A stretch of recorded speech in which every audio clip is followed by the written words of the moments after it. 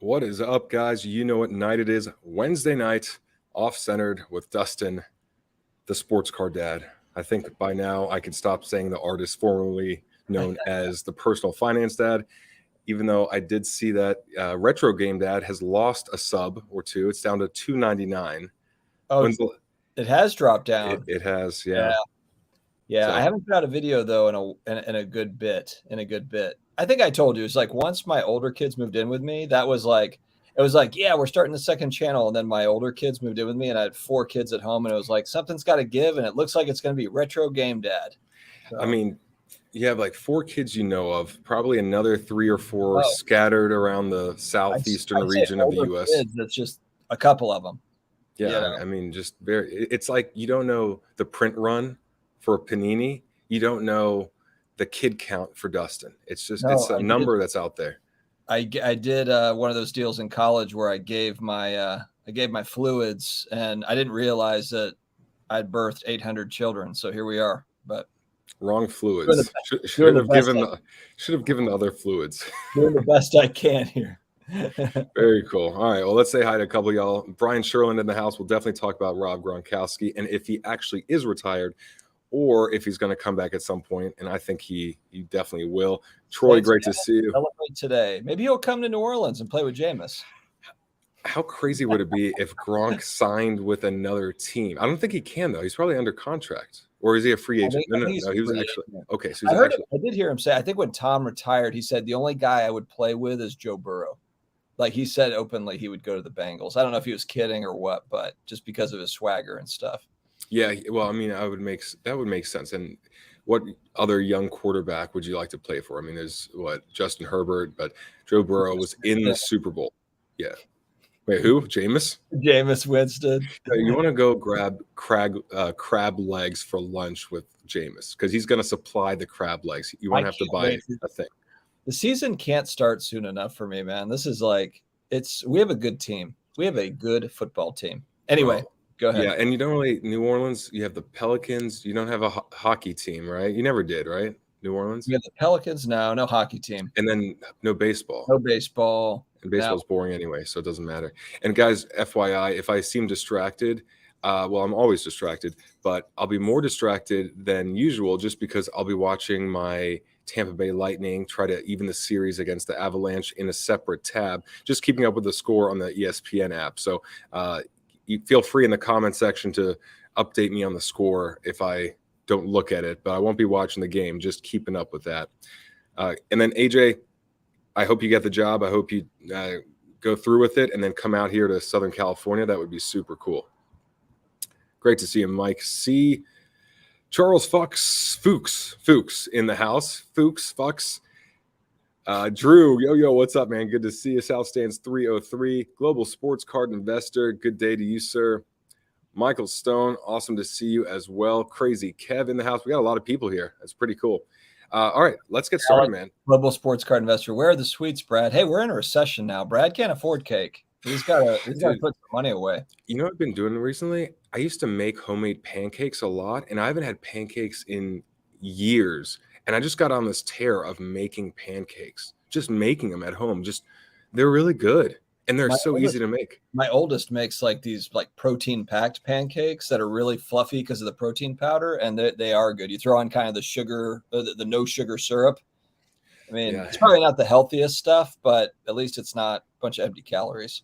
I mean, I just throw on all the real stuff, just more sugar. But I every time I do it, I'm like, yeah, but tomorrow's workout will be stronger because of it. Never happens, but I always say it will. I'm always but carb loading every single day. If my glycogen is always restored, then I will have the best workouts. And then the next day happens. Oh, it's because I need 3 days in a row. Oh no, it's because I need 9 days in a row of pancakes. So I'm on a bit of a tear, but whatever, it's all good.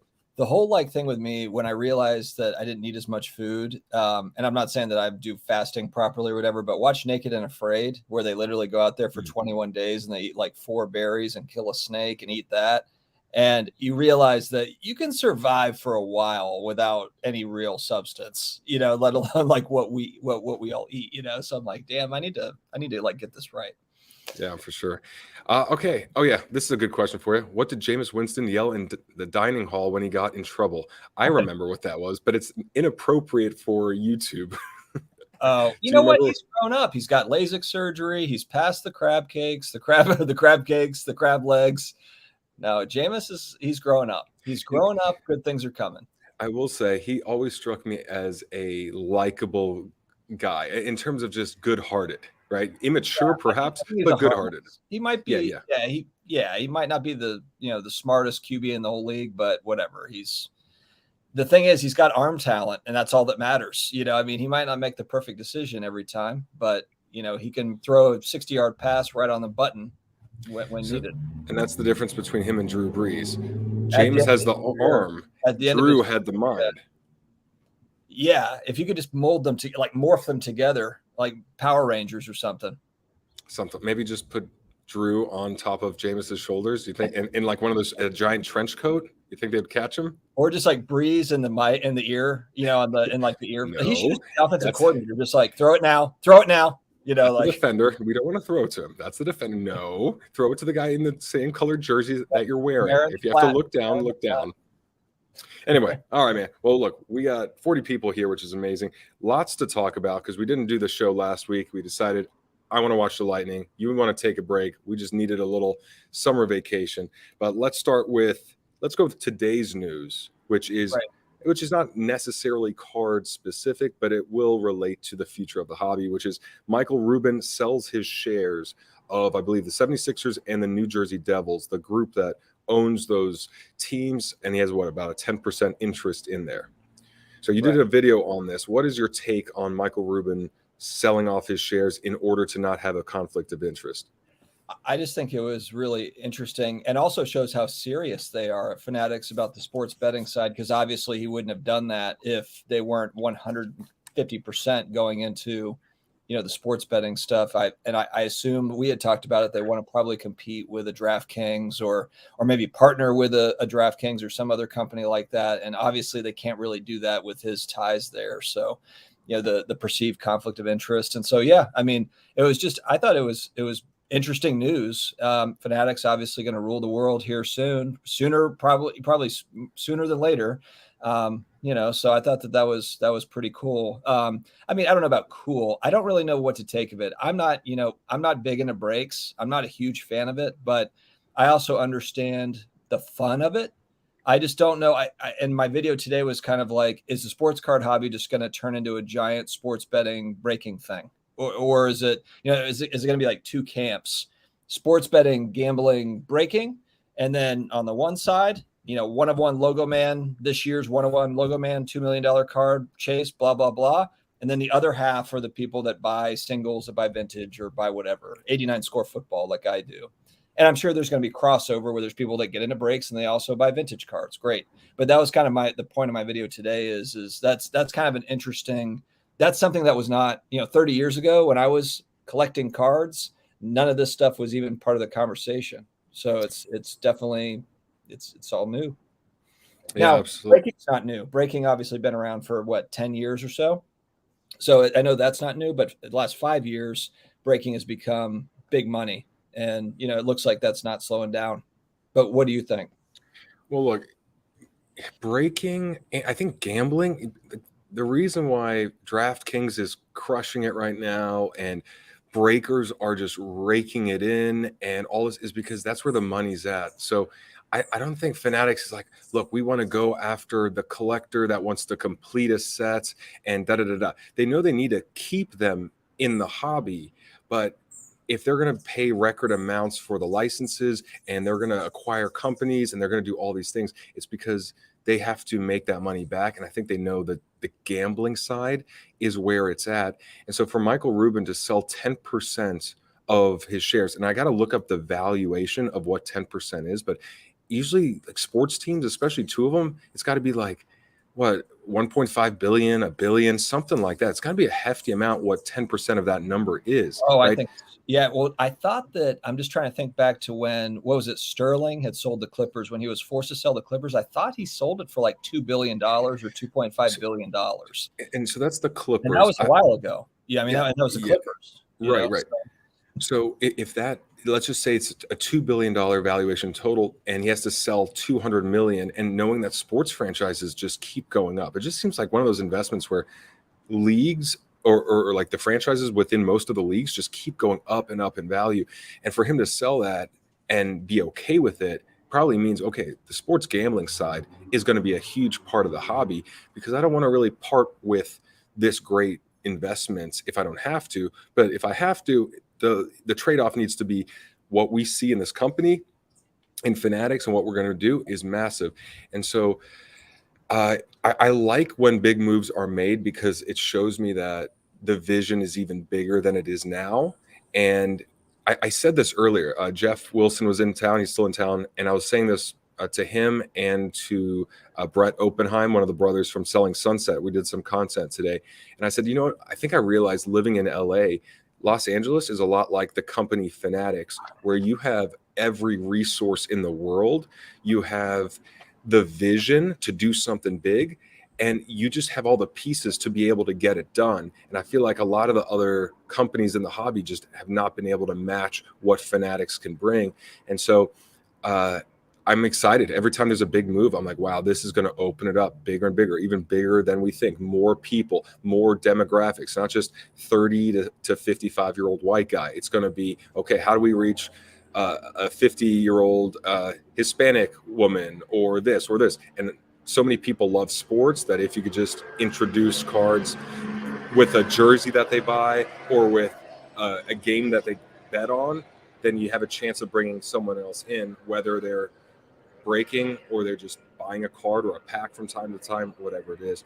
So bigger moves, I'm happy with. And the other point I wanted to make too about that is I don't necessarily think it's all a bad thing. I think that it can also be the excitement and the rise, kind of getting people into it, to where people are like, what is this all about? And they see these breaks and they see people getting excited, and then they dig into it, and then maybe they're like, oh, cool, I'm going to research the other pieces and figure out there's more to it than just that as well. So I think that the part of that, I know people get kind of jilted about Ken Golden, up there, like hawking the hell out of like the Logo Man 101 LeBron James, like it's literally like the holy grail he's holding in a like literally like from Jesus Christ, talking about that card. But it's getting attention. It's hopefully bringing people in, and maybe it does bring in people that are like, oh, that's interesting. And then they do become a set collector or whatever. They do collect their favorite players or whatever, and they, get into it by that way. So let's move on to the other news from Fanatics, because I think it ties in really closely. So last week, Fanatics announced that Fanatics Collectibles will have Mike Mahan as its CEO. And Mike Mahan graduated from UCLA and has been in media. He's been in sports. He's an investor in LA's soccer club. He apparently is a collector as well, or has been. I read that in an article at least. And he worked for the Dick Clark Studios. And I don't know, and he was the CEO there. I don't know everything that Dick Clark Studios does or Dick Clark Productions does, but I know my take based on living here in LA and what I'd like to see happen. What's your response from someone on the other side of the country with hiring like this? I don't really have kind of a deep reaction, because I didn't do a lot of research as to his background. I did see what you saw, the Dick Clark Productions. From what I understand, he's not a typical industry guy, so he doesn't necessarily, hasn't worked at a Golden, or he hasn't worked at a PWCC. And maybe that's good. Maybe, Beckett just hired a new CEO too that's more of a technology guy. He's not really a card person, but maybe that's not a bad thing, bringing people in. I think the big thing is just going to be Josh Luber's been kind of the face. He's been the guy that's out there talking and doing all the interviews and on the, doing all the stuff. And I think the question mark will be, is he still going to be that guy, or is he going to kind of move more to a little bit behind the scenes, or just focus in on the zero cool stuff, not necessarily, the sports card and all the other stuff that they're going to be rolling out? I think that's what people want to know. Or is it not even going to be that guy? Are they going to hire another guy to be kind of more of a face? It's a big company. It's a $20 billion company. It could be a variety of people. I think he's going to be more of the face, just because I don't know how big the collectible side of Fanatics is going to be, because the company itself, I think, is 27 billion in valuation, but collectibles, It's going to be big, but maybe it's just going to be, still the fourth biggest part of Fanatics overall. So my belief is that he's going to be the face. Again, the what I would like to see in the hobby is based on a lot of what my life experiences here in LA, where media is everywhere. And because he has the media background, and I believe he's closely tied to a lot of agencies, agents, celebrities, I think he sees the potential, and the potential that I see, which is just, why are we only limiting cards to athletes, right? Or why is that such a high percentage when people love watching all these movies and TV shows, and this would open it up to a whole different audience. So like when I got back in 2020, same time, roughly the same time as you, but at least around the start of YouTube, when you look on YouTube, when you listen to podcasts or look for what podcasts are out there, you think, wow, there is nothing on this. I mean, there's very, very, very little 2 years ago in 2020. And yet most other industries, most other anything has a way more mature media presence. And to me, I just get excited because I go, oh, good. This is closer to my favorite TV shows. How I Met Your Mother. I would love for there to be a set of How I Met Your Mother cards with a piece of Barney's, Neil Patrick Harris's suit on there, autographed. I would love to see stuff like that. Entourage. I love the show Entourage. Would love to see a card set of Entourage with the occasional autograph or novelty piece or something like that, because I can always watch that movie or always watch that show, for the next 10, 20 years. So the closer to that, the better. I think too that they're going to make cool is memorabilia, kind of like what you're talking about. So for sports, obviously we have jerseys and signed helmets and things like that. But on the non-sports side, think of all of that movie memorabilia that gets auctioned off. And I think now it's just kind of, I mean, yes, people spend big money on certain things, but I think that'll be a little bit more mainstream to where you do have, it's fairly common that people have a piece of some show, whatever, signed by whoever in their house, because they've made it a little bit more mainstream over time. That's not going to happen in the next year or two. I'm just thinking like 10 years down the road, I could see something like that. Okay. And so there was this other thing that happened that I noticed a couple of weeks ago, and it ties into all of this. There was, I'm going in the morning down the street, La Cienega. La Cienega is a very main street here in Los Angeles, a big street that runs through most of the city. And all of a sudden, one morning, I look out and there are 150 to 200 people in line waiting for something. The same way that when Black Friday rolls around, you always have that line outside of a Best Buy, or when the new iPhone comes out, there's a line. And I'm like, what in the world is this for? Is this for American Idol auditions? Is this casting some sort of bachelorette show or bachelor show or whatever? And I had no idea. And then the next day it was there again. The next day it was there again. And people are there with picnics. They're sitting on chairs. They're bringing their own stuff, just waiting for something. And I finally stopped one of the ladies who looked like she was volunteering. And I asked her, I said, what is this line for? And she says, oh, Harry Styles' new pop-up with his merchandise just opened for this week. And so these people, mostly females, mostly girls, younger girls, are waiting to go inside. And I said, oh, so Harry Styles, who I'm not very familiar with because that's not my genre, but I go, oh, so Harry Styles is going to be in there as well? And she says, oh, no, it's just the merchandise. And we both look at each other like, yeah. Are you serious? Like the person's not even there. It's just to buy a hoodie or whatever. So I said, all right, what if Harry Styles also had a card set, right? It was affordable, but it was a card set where 1 out of 1,000 boxes gets X, maybe 2 tickets to whatever show. Another box gets 1 out of 30 boxes gets an autograph. 50 boxes gets an autograph. We're living in the land of the golden tickets. That is, it's here to stay. That manufactured scarcity. I mean, I know they've been doing that for 25 years going back, but now it's on hyper. They're exactly what you said. And the people will chase it. It's the chase card. It's the chase whatever. I mean, like you just said, people are lining up to buy shirts. Well, so but the point is, look, if you're a huge fan of whatever artist, whatever show, but especially like these musicians, the young girls flock to, Harry Styles. Before it was Justin Bieber. When I was a kid, it was Hanson and Spice Girls and whatever else. But the point is, you're a huge fan. If you're When I going to was have a a kid, it whole, was Beatles. it, I'm 69. yeah, that's it. Not, and it's great because your face is so clear. I can't even see a single pore. There it is. Facelift. That's it. Yeah, seriously, man. Looking good, looking good. See, we need like a facial cream to be your sponsor. And I don't even have the plug-in camera thing. That's just It's the regular. Actually, though, it's like the old TV, to where like you just can't really see me that well. yeah. It's 1 pixel. This is all just 1 pixel.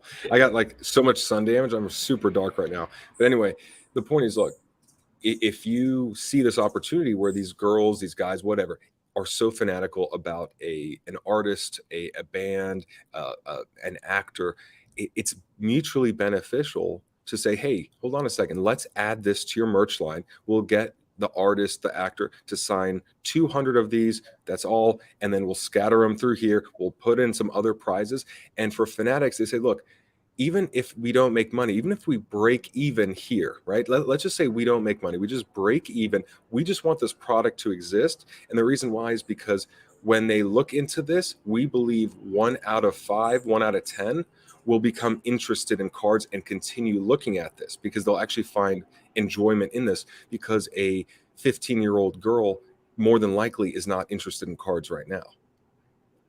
Yeah. Who knows? Well, I mean, look, they're going to test it. They're definitely going to test it with zero cool. So, I mean, why do I want? Because 99.9% of these athletes are going to be irrelevant in a few years. And so I just don't care. There's 2 teams I care for. One, I'm watching in a little tab over here, the Tampa Bay Lightning. Other one's the Tampa Bay Bucks. And there are only a few players of each that I would actually care for. Besides that, I don't care. However, I do want Entourage, Vincent Chase autograph. I do want shows that I'll continue watching. I'll watch something Simpsons related. I'll probably watch The Simpsons with my kids when I have kids, or I find out that I have kids at some point in the future. So, Yeah.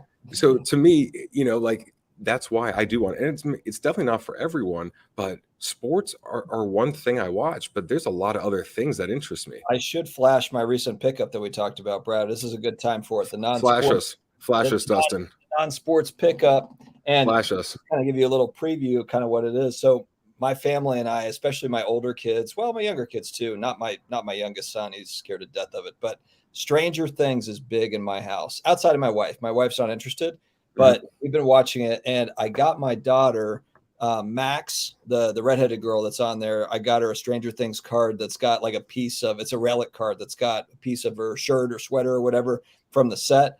And she literally asked me every single day, like, hey, did my card come in? Did my card come in? She was so pumped about it.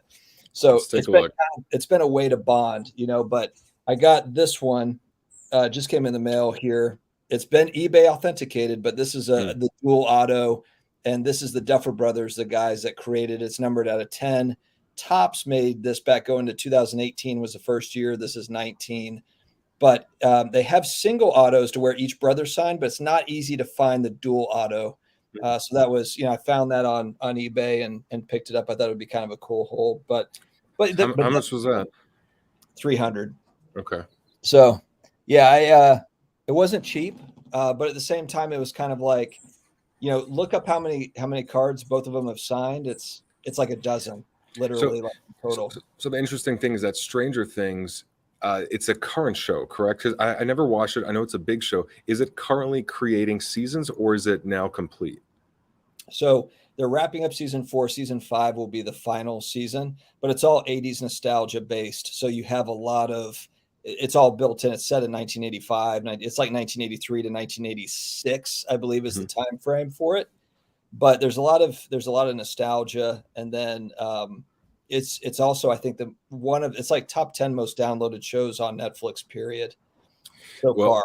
So I mean, here's the thing: is just like the X-Men and the others, you're buying this card during the time that the show is actually really relevant, versus Entourage, for example, where Entourage has been off the air for a while, but if there was an Entourage set, I could always say, you know what, I think I want to buy Entourage cards now because I think there's going to be some sort of reboot, maybe a different cast, but something to really revitalize the I don't know, revitalize is word, but really bring back the attention and the hype to that series. Mike Betty said Dustin Henderson is one of the more popular characters. Rookie card with a tooth patch there at 924.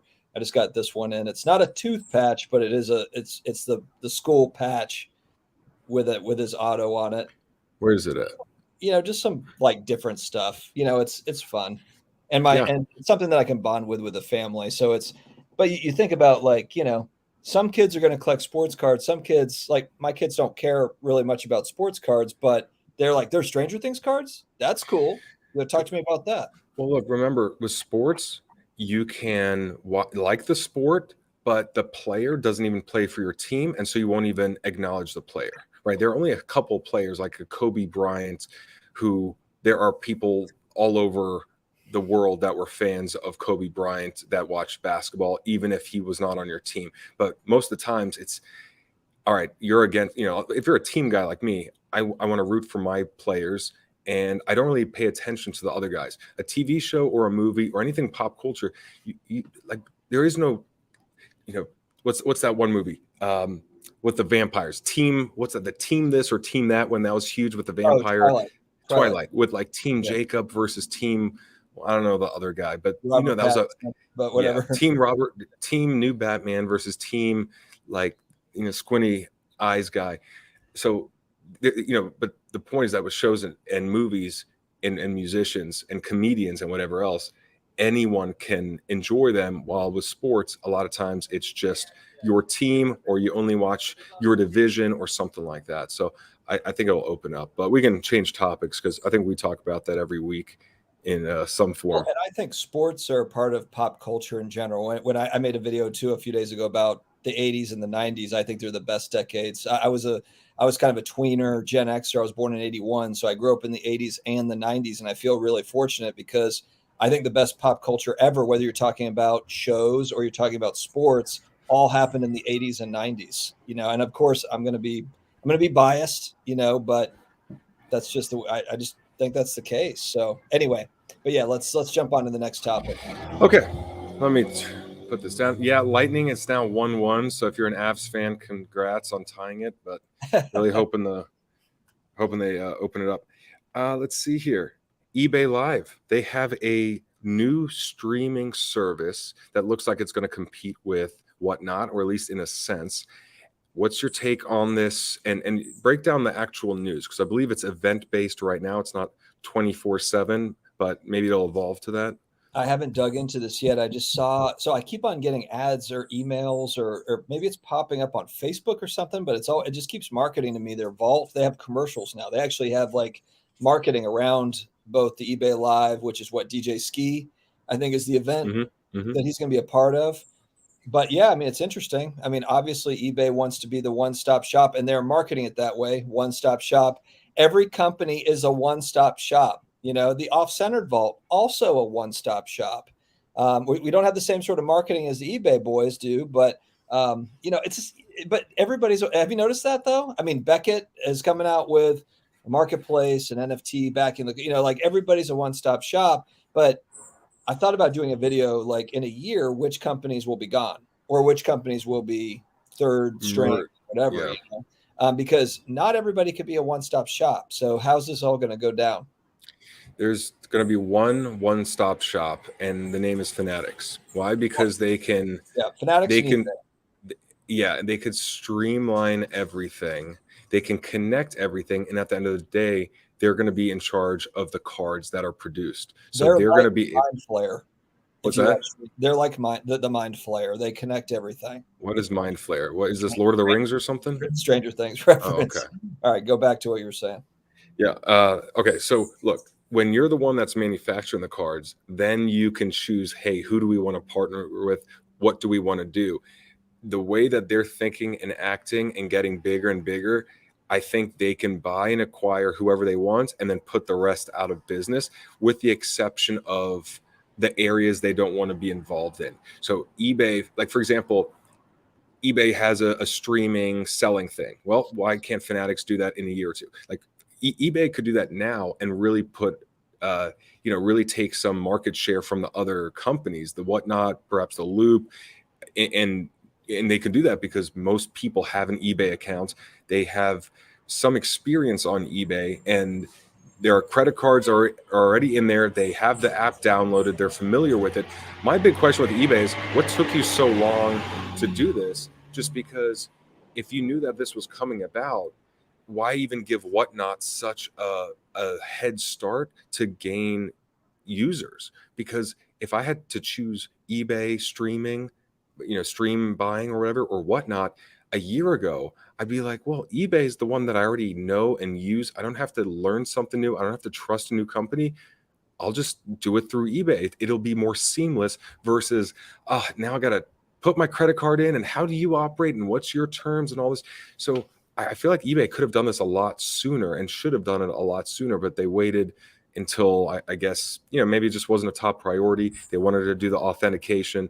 I just feel like, you gave Whatnot a pretty big head start to gain sponsors, to gain dedicated sellers, to get people used to using their app. And so I think eBay, while it's a good thing that they did it for their own sake, I really think it's 6 months to a year too late. Well, I kind of wonder though too, if you're a company that big, you have the resources to just kind of get in on whatever you want to get in on. So maybe it's kind of one of these things where they saw Whatnot and they're Yes. like, focus, Hey, Brad, I focus. appreciate you guys. Yeah, thanks for letting me know. Thanks for letting me know. Okay, so go on. And there's some good comments here from Ryan about not, we don't want a monopoly because that could be dangerous as well. But go for it. I mean, it could just be that something like what Whatnot did, maybe it fails spectacularly. And so eBay's like, I'm not gonna like, I'll watch and see what everybody else does. And okay, Whatnot is having great success. That's obviously something that's tested in the market that people like, and then they just kind of jump on that bandwagon. All right, let's put resources at that, as opposed to trying to be innovative, where eBay doesn't really need to be innovative in the same sense because they're already a massive company. I mean, maybe that's kind of their attitude of like, and plus think of all the things they've tackled between authentication, the vault. Now they're like, we got to get a live thing going. We need to get they're tackling a lot of stuff. It's funny because like they're tackling a lot of stuff because there were a lot of issues, right? Yeah, I mean, because like, well, there still is the non-paying buyers, the show bidding stuff. I mean, it's not great. It's still not great. Well, I mean, at the end of the day, eBay was not designed for this hobby. They just happened to be the platform that hobbyists used. And then it just got bigger and bigger, and there wasn't good competition to really threaten them. So it's like, hey, this is fine. We'll deal with the issues. And then sports cards 10x'd in size. And all of a sudden it's like, whoa, we got a lot more problems, but a lot more opportunities and a lot more money as well. So I think it's fascinating because the whole one-stop shop thing, yeah, that's great that y'all are trying to do that. But, the way like Amazon's a one-stop shop, Walmart's a one-stop shop. There are several one-stop shops in a lot of ways. And yet at the end of the day, I only go to Amazon. So there's only one-stop shop that does the best. And that is Amazon for me in terms of other things. And I don't even consider going to Target.com or Walmart.com or pretty much anywhere else. And for cards, I think it's eBay's to lose, but they're not manufacturing the cards. So if Fanatics says, okay, we want to do the streaming thing and we want to be able to sell and we want to have a vault and we want to do this, and that's where we're going to be getting our cards, and they're the ones controlling the places that the cards go. Like, how do you compete with that unless you find, okay, that's where we're going to get your raw cards and whatever, but the secondary market will be ours, because right now eBay is the primary market, but there might be a point where Fanatics is the primary market and eBay just becomes the secondary. Anyway, crazy stuff. Is it a Walmart Kmart situation, or is it an Amazon Walmart situation where they can both kind of live and do their thing? Because Amazon hasn't, but like, you're right. Well, I don't know if I've ever ordered anything off Walmart.com, but Walmart's still doing fine. They still have the physical stores, and they still sell. I mean, they're still in business. They're not being put out of business by Amazon. Yeah, crazy stuff. Yeah, and there might just be a lot more pivoting. I think there was something else though. Someone texted me. I wonder if it was a hot girl. Oh, so no. Speaking of any, well, while we're on that subject, we're 35 minutes in. Anything going on that front? Any good news? So I went to a new coffee shop, not new, but new for me. This really cool coffee shop in Santa Monica called La La Land, and I guess there's a couple locations in Dallas.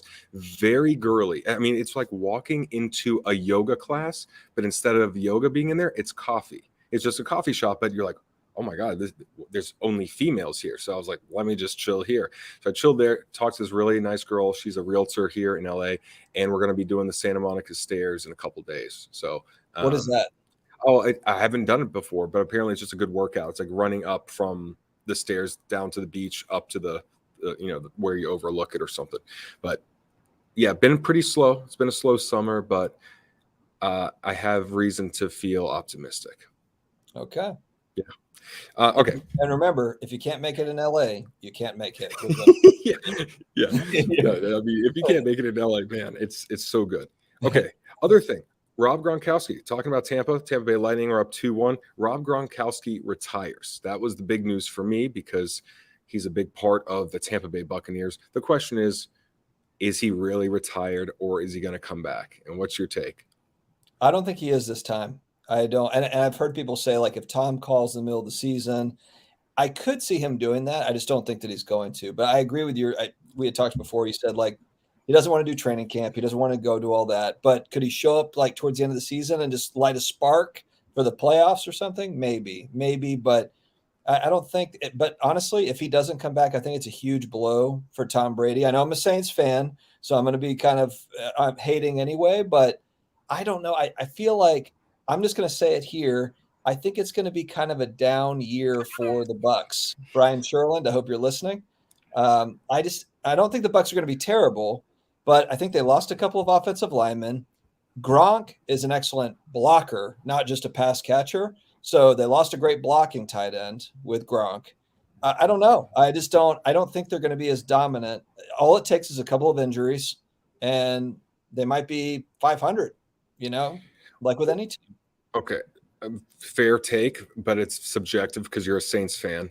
So I have a lot of Tom Brady cards. So I don't think that I want Tom Brady to completely fail. I just want him to lose to us. Go ahead. Yeah, okay, but everything for Tom Brady at this point is icing on the cake. It just doesn't matter. I mean, unless there's a huge scandal that comes out that ruins his name, he's pretty much golden. It's just how much icing do you want on that cake? More icing, more icing. So in terms of Gronk, I'm surprised that he chose to retire. I thought he was going to say, all right, Tom's still here. We have, I think, the second most touchdowns between quarterback and receiver behind Jerry Rice and Steve Young. Or is it Jerry Rice? I don't have the numbers, but I know it's probably a lot, though.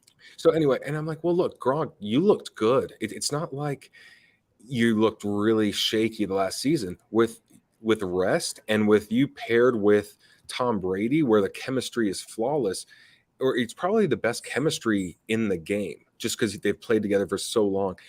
Why would you retire? And then when I got to thinking about it, I remember in 2020 when they were in the bubble or whatever, everyone was wearing masks and working out remotely. There was a little news segment about how Rob Gronkowski was supposed to do workouts on his own and send a video in every single day of him working out to prove to the team that that's what he was doing. And he was laughing, talking about how he would do a workout in 7 different outfits and just send a video each day to the coaches. So I think at this stage of his career, Gronk loves having fun. He loves being in the media. He's going to have a huge career after this. I really believe, just because he loves the limelight. I don't think he's going to shy away. And I think he just does not want to do training camp, and he doesn't even care for games 1 through 10. And as long as the Bucks are in playoff contention, week 12, week 13, hey, look, we're about to make our playoff push. How are you doing? You've been out of it for so long. You could literally play for the next 6 weeks and get a Super Bowl ring. I think he would say, all right, I'll do it. Like, as long as the Bucks are competitive, if they are out of playoff contention, it's not going to happen. But if they're looking really good, or if they're looking just good, but could use an extra push. I think if Tom asks for the favor, Gronk would say yes, especially for its 4 to 6 games max, and to get another ring or the potential of it, that's really not bad. And back to the chemistry, that's one duo where the chemistry should not fall off very much. You might need a week or two, but it's not like you need a whole season or two. No, I love your optimism. I love it. I just think this is the time. I think this is the time where we start to see a chink in the armor and Tom Brady starts to look his age. And look, that doesn't make me happy. Like I said, I have a lot of Tom Brady cards, but no, I mean, I think that it's time. I think it's time for a little bit of a slowdown. I don't think the Bucs are going to be terrible. I don't. I think they're going to be good, but I'm just saying. And I will be at Bucs at Saints this year. I've got season tickets this year. So I'm going to Bucs at Saints and Bengals at Saints in New Orleans this year. Some good games. I will say this, though. If you're thinking of investing in Gronkowski cards, I would look now at the charts. I think there might be a little temporary spike, but week 1, week 2, there could be like Gronk rookies at a pretty low price with people not even considering a potential comeback. And all you might need is the rumor. Like Gronk says he's having the itch to play again, and you never know.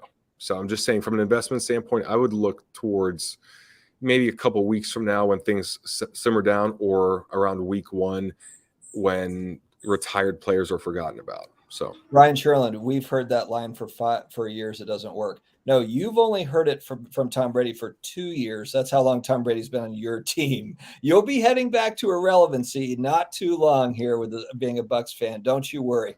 Go back up to the Loch Ness Monster showed himself. The hobby box is in the chat. There he is, coming out of nowhere. Oh my Lord, look at that avatar. Boris is gone. He's in Shady Acres in Tampa, Ace Ventura. Oh my! Are you not distracted by the avatar picture? I'm worried. I'm worried about Boris. Boris, I'm not sure we can have you on with that avatar. I mean, you just had a kid. Is this appropriate? You're now a father. Woo! Okay, let's see. Would you sell, Brad? I love the name. Would you sell high-end cards on eBay where you have to pay fees, social media, or a show? We have to pay fees. As in, where would you sell your high-end cards? Would it be eBay where you have to pay fees, or would it be social media or a show? Is that the question? Where would you sell your high-end cards, Dustin? Your high-end Drew Brees cards that are worth like $19. Yeah, my highest high-end cards, we're talking like $1,000 to $1,500. I don't have anything worth more than $2,000. I just have some volume. I don't really know though, because that stuff, I feel like I'm not really selling it, or if I am, I'm trading. So I would actually be looking to trade it to something else that I like. So I don't really have a good answer. Sorry, it's lame, but I don't have anything for you. Well, okay, so high end, like super high end, which I don't have, Dustin doesn't have. I think Golden, the way he markets himself is very good.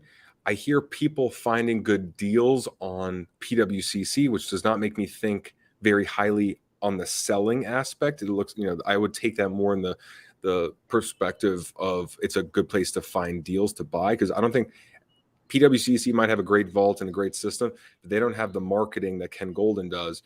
And eBay has all the eyeballs, period, for all that kind of stuff. So what I like to do, at least for the cards I have, which is not high end, I don't like eliminating eBay from the equation. So it's either send to Comp C, which is dual listed on eBay, which is for the low end stuff, or I would definitely look into My Slabs, where the cool thing with My Slabs is you have it on hand, so you can sell it on My Slabs, you could sell it on eBay, you could dual list it on eBay, you could sell it on social media, take the listings down, you can trade it at a local show, but you have a lot of flexibility. The one thing you don't have is a vault. So if you want the vault, then you're pretty much giving it out to someone else, which I know Alt, we had AG on a couple weeks ago, and she said Alt is now experimenting with dual listing on eBay, but it's really tough to take the card off of eBay.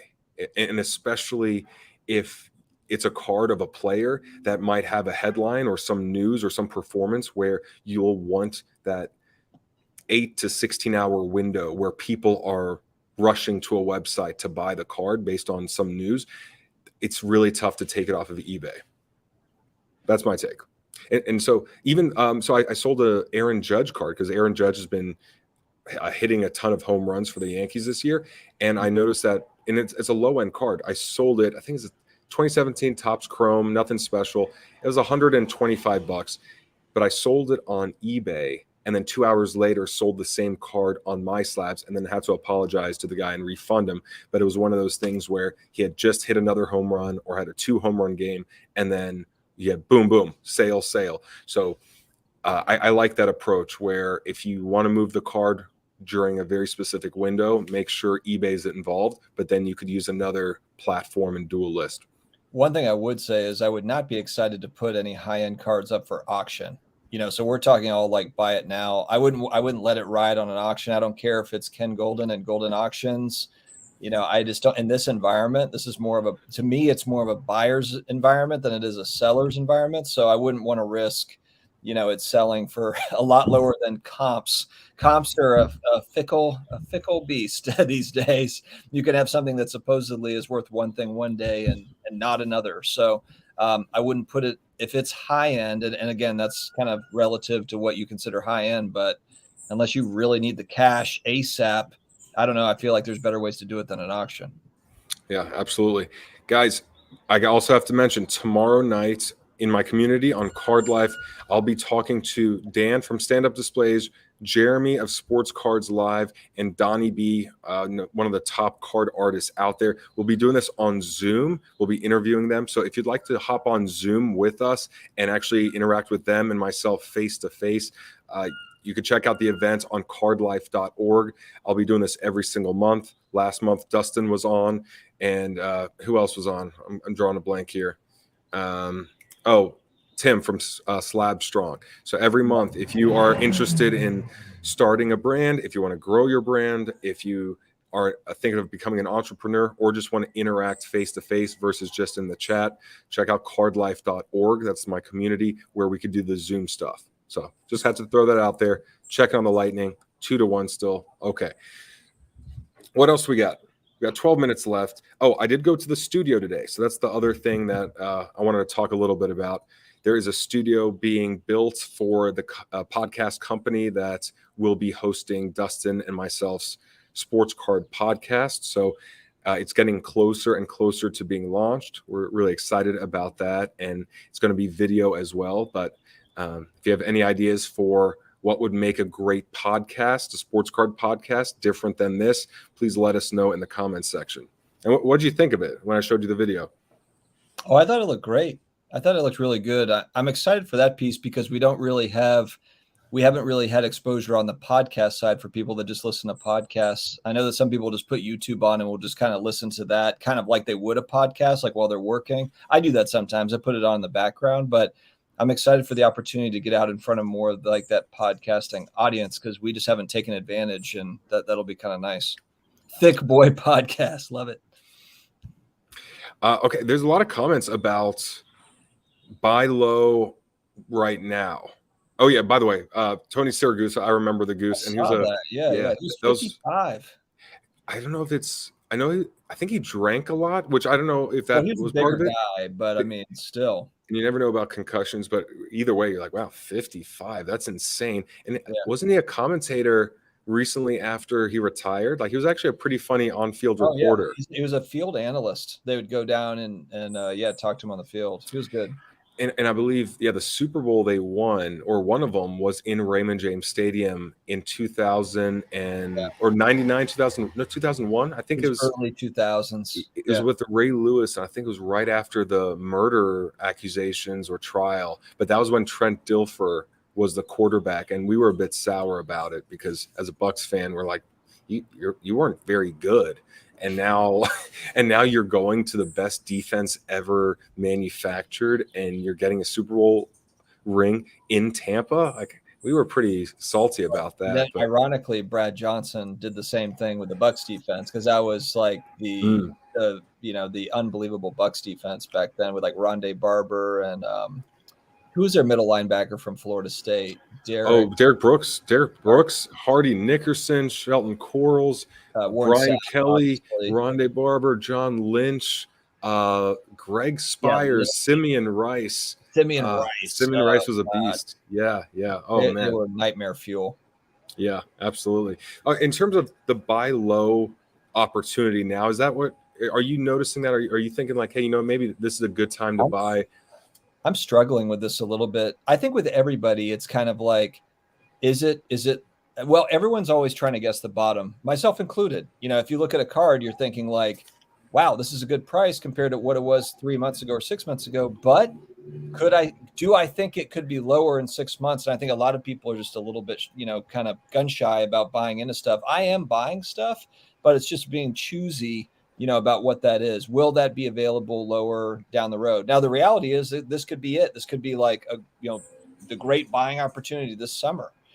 We don't know. I was actually looking. So at the card show I just went to, the Raleigh card show, I actually picked up a Johnny Unitas rookie card and a PSA 6, and it's at a good price point for, I guess, where it was, but it's still not like it's at pre-pandemic prices or anything. It's still at a decent price. It's vintage to where a lot of people will say like, oh, the vintage stuff hasn't really corrected or gone down. And it has. It's come back. It's come down off of highs, but it's not crazy low though, compared to what it was a year and a half ago, 2 years. So I don't know. I think the thing is though, if another 6 came up and it was $500 less or $400 less, I would just buy more of them. I would try to get more of them. I would dollar cost average down on that stuff. So, I am still buying because I also don't want to, I don't want to try to assume I'm going to guess the bottom, because I won't, so I'm just going to kind of continue on, be careful,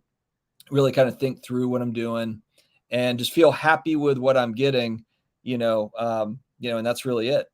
So a lot of my stuff is long-term, but I've even looked at like a lot of the modern basketball stuff has absolutely cratered compared to where it was. So I'm looking at some of that too. I don't really own much of it, but I'm looking at like, is there any sort of value there? But that I'm still kind of patrolling it, and I'm looking at non-sports stuff. I'm looking at all sorts of different things. But I guess the main point is I'm not going to just stop buying because I'm afraid, and I'm waiting for the bottom to hit. Everybody always, till the end of time, people will be saying like, give it another year, give it another year, give it another year. And then they don't buy anything. And then it goes up and then it goes back up. And it's like, oh, well, I guess I missed it. It's like, it's just something that always happens. That's the reason why people don't ever make any money, frankly, is you have to get in on some stuff. So that's how it works. Yeah. What's interesting about that is if everything is on sale, if a lot of things have gone down in price, I would still err on the actual proven investments. Like I bought into crypto for the first time a week ago, which I believe is more of a legitimate investment than most sports cards.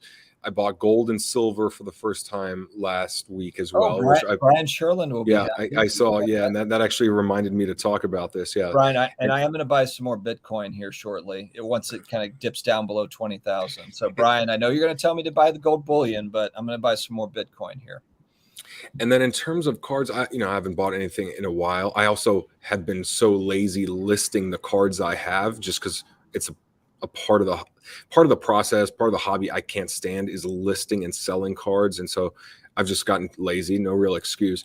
But, a couple of things I always think about, and I thought about this in August 2020 when the prices were going up, was, okay, well, who is actually in here for reasons other than just flipping or just with, something besides the monetary aspect? And then, March or February 2021 happened. The bubble was at its peak, and then it just died down. And then a lot of people moved to NFTs and all that.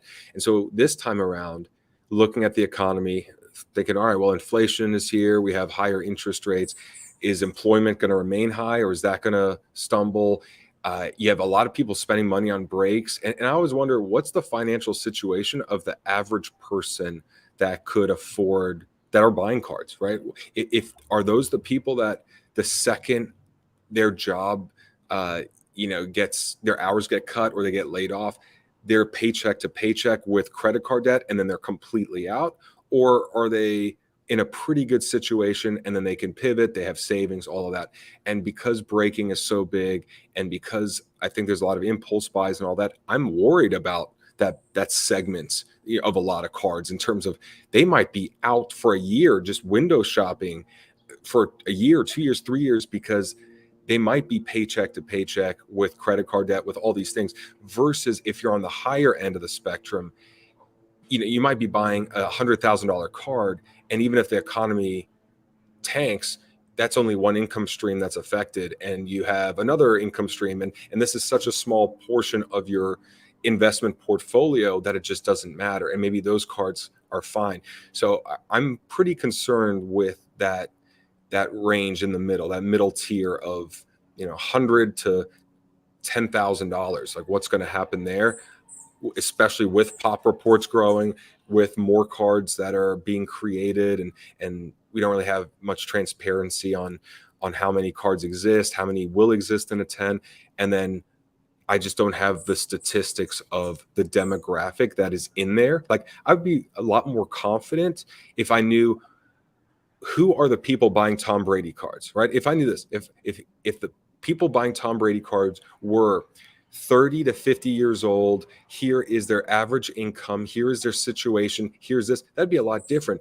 But I think that's also with the newer players that scares me. Who's buying Justin Herbert? Like, it could be a 22-year-old kid with a credit card with a huge limit that they don't really understand how credit cards work. I'd be scared if that is the person that I'm relying on selling to. Right. Troy just hooked you up. Brad's going to be running up that hill. Katie Bush reference. Another $20 enough to get some nice cupcakes for your treat to share with real. I'm going to screenshot this and send it to her. So wait, no, actually wait, let me do one more. Smile, Dustin. 1, 2, 3. Got it. Nailed it. Thank you, Troy. I appreciate it. So now I know every week I will have to mention some sort of date. I will go on and say, guys, LA is very expensive. Gas is literally $8 a gallon. A homeless person tried to fight me for my last dollar. Turn into a giant GoFundMe. Yeah, GoFundMe on my next Hinge date. And then, we have the restaurants here that are a fortune, and taxes like 10%. So guys, I need every dollar just to be able to take this girl out for a bougie $18 smoothie afterwards. Oh, I think it's going to be spam mails here soon, my friend. The way the countries go. Hey, you coming over for ramen again? It's like I have to scrimp and save so much on this end just to be able to take her out for lunch. You have like the antenna on the TV trying to get it. Like, I'm stealing my neighbor's cable and I got us some ramen. Well, hey, we split the StreamYard. Me and Andy, Fantasy Football or Football Card Quest, split this. I use his YouTube TV. It's great. Don't tell YouTube that. You want to find the girl that loves you when you're down, not the one that loves you at the top. That's right. Hey, that's a real thing. That's a real thing. All right. Well, look, it's been about an hour here. Fanatics' new CEO. We went over that. Michael Rubin sells his shares. Been shooting with Jeff Wilson here, and then the Oppenheim brothers from Selling Sunset. So if you're not familiar, the two brothers from Selling Sunset, the huge show on Netflix, they are big time collectors, which is really cool because I've been talking. Who's the one that I met? Was it Brett? I think it was Brett. But it's cool because they're both big collectors, very smart guys, and there's going to be content around Brett's philosophy. And if you're a baseball card investor, you might not like it. Mike Petty coming in hot. You have to get another screenshot. What? What's going on here? Troy, you're old news. Sorry. Just kidding. Never spend more than $40 on a date. Well, oh man, yeah, dude. It's. I feel like the hairline's starting to go. I don't know. I've been at least next to Dustin. The hairline looks quite solid.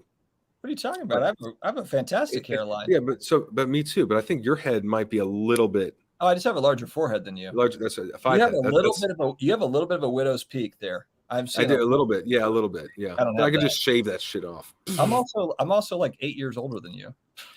Wait. How old are you? I'm 41. Dude. Well, thank you for thinking that I'm younger. I'm 35. I turned 36 in a month. 2 months. Months. Oh, well, there you go. I just got a lot of sun damage. Anyway, yeah, Mike Petty, really appreciate that. And $40 in LA is pretty much like coffee and a croissant, but definitely gonna stick to that. Okay. the Selling Sunset guys, really nice guys. Look out for the content on Jeff's station, but they're very analytical. And when I met them, whoa, good Lord. Hey, I hope we've talked about this beforehand. We split these in half, right, Brad? You're sending me $32. Say that again. Oh, wow! This is see. Look, all we have to do is ask for pity donations. Wait a second. That's we don't need sponsorships. We just need pity. Yeah, we need to wear tattered tank tops and just hair all messed up. We're looking too respectable. We've got to look worse. Look at this. Hey guys, a recession is not here. Look at this going on right here. Have fun on your date. Phoenix Rising. My wife and I haven't been on a date night in years, so I have a thank you button on my channel. But to be fair, but look at my background, and then Dustin, you have like a $4 million 18-bedroom house in Raleigh. You showed me the pictures on Zillow. You have your own concierge, your own security guard. It's insane. Butler, who's at the door? Butler number 2, who's at the door? Is Butler 1 back yet?